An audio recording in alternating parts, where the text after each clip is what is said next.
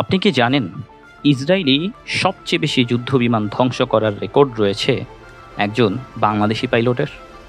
আজ অবধি ইসরায়েলের ইতিহাসের সবচেয়ে বেশি যুদ্ধবিমান ধ্বংস করার রেকর্ড বাংলাদেশি পাইলট সাইফুল আজমের।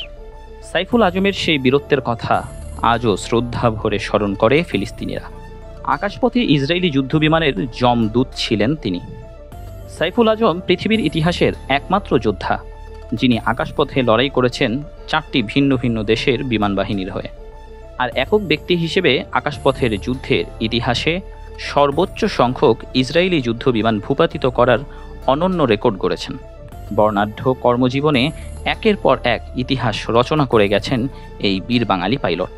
পৃথিবীর 22 জন লিভিং ইগলের অন্যতম শ্রেষ্ঠ বৈমানিক ছিলেন বাংলাদেশের সাইফুল আজম। 1967 সালের আরব ইসরায়েল যুদ্ধে সাইফুল আজম ছিল ইসরায়েলি বাহিনীর কাছে এক মূর্তমান আতঙ্কের নাম। সাইফুল আজম এক দিনেই 4টি ইসরায়েলি যুদ্ধ বিমান ভূপাতিত করে এবং ইতিহাসে রেকর্ড সৃষ্টি করেছেন। তার এই রেকর্ড আজ পর্যন্ত কেউ ভাঙতে পারেনি। সময়টা 1967 সালের 5 জুন। ভোরের আলো ফোটার আগেই মিশরের অতর্কিত হামলা করে বসে ইসরায়েলের বিমান বাহিনী। হঠাৎ ইসরায়েলের অতর্কিত হামলায় হকচকিয়ে যায় মিশর। তেমন কোনো প্রতিরোধ ছাড়াই চোখের পলকে ধ্বংস হয়ে যায় মিশরের বিশাল বিমানবহর। মিশরের শত শত মিগ যুদ্ধ বিমানগুলো একবারের জন্য আকাশে ওড়ার সুযোগ পায়নি। ইসরায়েলের হঠাৎ অতর্কিত ব্যাপক বোমাবর্ষণে মিশরের বিমান ঘাঁটি, রানওয়ে সহ বিভিন্ন স্থাপনা ধ্বংসস্তূপে পরিণত হয়। সেদিন মাত্র 24 ঘন্টায় আরবরা প্রায় 450 যুদ্ধ বিমান হারায়। একই সঙ্গে তছনছ হয়ে যায় মিশরীয়দের প্রতিরোধে শক্তি। মিশরের বিমান বাহিনীকে ধ্বংস করে ইসরায়েল নজর দেয় আরেক প্রতিবেশী জর্ডানের দিকে। জর্ডান বরাবরই তুলনামূলক অনেক দুর্বল দেশ।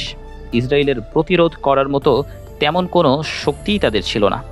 ব্রিটিশদের তৈরি মাত্র 24টি হকার হান্টার ছিল জর্ডান বিমান বাহিনীর একমাত্র ভরসা। তার ওপর সেগুলো উড়ানোর মতো পাইলটও ছিল না। তাছাড়া ইসরায়েলের অত্যাধুনিক সুপারসনিক ফাইটার জেটগুলোর তুলনায় জর্ডানের হকার হান্টার যুদ্ধ বিমানগুলোর সক্ষমতা ছিল অতি নগণ্য। তবুও ইসরায়েলিদের বিমান হামলা ঠেকাতে মাফরাক বিমান ঘাঁটি থেকে হকার হান্টার জঙ্গি বিমান নিয়ে বুক চিতিয়ে উড়াল দেন বাংলাদেশি পাইলট সাইফুল আজম। আর সেই হকার হান্টার দিয়েই ক্ষিপ্রগতির 2টি ইসরায়েলি সুপারসনিক যুদ্ধ বিমান ঘায়েল করে ফেলেন সাইফুল আজম। তার অব্যর্থ আঘাতে ভূপাতিত হয় ইসরায়েলি সুপার মিস্টেরের যুদ্ধ বিমান। আরেক আঘাতে প্রায় অকেজো হয়ে ধোঁয়া ছাড়তে ছাড়তে কোনো মতে পালিয়ে ইসরায়েলি সীমানায় গিয়ে আছড়ে পড়ে আরেকটি বিমান। সেদিন অকুতভয়ে বৈমানিক সাইফুল আজমের অকল্পনীয় বীরত্বের কারণে ইসরায়েলের পুরো পরিকল্পনাই ভেস্তে যায়। উল্টো নিজেদেরই 3টি যুদ্ধ বিমান হারায় ইসরায়েলি বাহিনী। সাইফুল আজমের এমন বীরত্বের জন্য জর্ডান সরকার তাকে পুরস্কার স্বরূপ হুসামি ইস্তেকলাল সম্মাননায় ভূষিত করে। সেদিন বাংলাদেশি পাইলট সাইফুল আজমের অসীম সাহসিকতায় জর্ডান আজও স্বাধীন রাষ্ট্র হিসেবে পৃথিবীর মানচিত্রে টিকে আছে। যদি সেদিন সাইফুল আজম ইসরায়েলি আক্রমণ রুখে দিতে ব্যর্থ হতেন, তাহলে আজকে জর্ডান নামের পৃথিবীর বুকে কোনো রাষ্ট্র থাকত না। জর্ডান পুরোপুরি ইসরায়েলের দখলে চলে যেত। জর্ডান রক্ষা করার পরদিনই তার দায়িত্ব পড়ে ইরাকের রাজধানী বাগদাদ বিমান ঘাঁটিতে। সেখানে তার অসাধারণ কৃতিত্বে ইরাকি বৈমানিক দলের কাছে চরমভাবে পরাজিত হয় ইসরায়েলিরা। 7 জুন ইরাকের বাগদাদ ও আল ওয়ালিদ ঘাঁটি রক্ষা করার দায়িত্ব পড়ে এক ইরাকি বৈমানিক দলের কাঁধে। আর সাইফুল আজম সেই দলের অধিনায়ক। সেদিন 4টি ভেটর বোম্বার ও 2টি মিরেজ 3C জঙ্গি বিমান নিয়ে আক্রমণ চালায় ইসরায়েল। ইসরায়েলের একটি মিরেজ 3C জঙ্গি বিমানে ছিলেন ক্যাপ্টেন গিডিওন দ্রোর।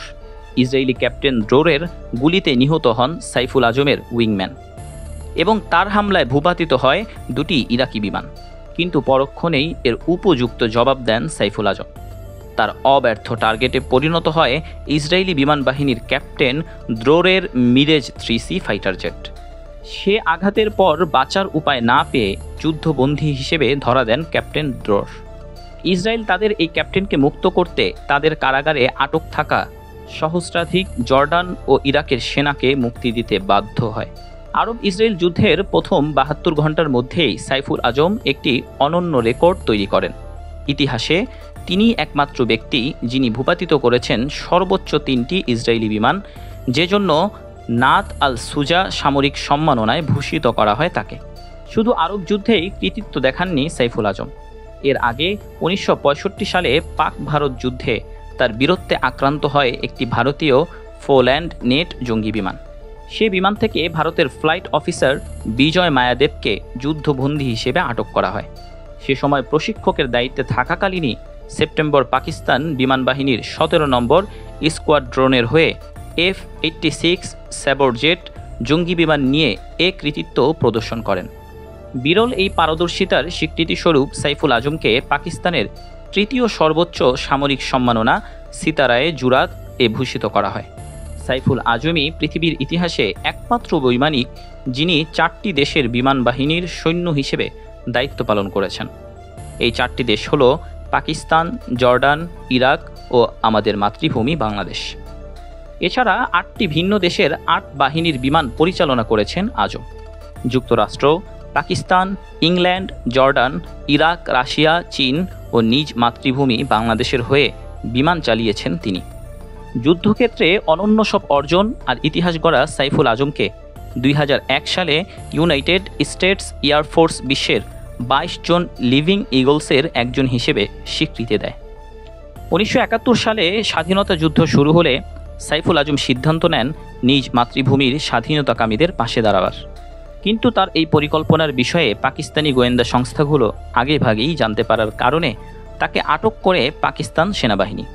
21 দিন ধরে অজ্ঞাত স্থানে নিয়ে জিজ্ঞাসাবাদ করা হয় তাকে। যুদ্ধ শেষের পরও পাকিস্তানে গৃহবন্দী ছিলেন সাইফুল আজম। পরবর্তীতে বাংলাদেশ স্বাধীন হলে তাকে মুক্তি দেওয়া হয়। বীরশ্রেষ্ঠ মতিউর রহমানের প্রশিক্ষক ছিলেন সাইফুল আজম।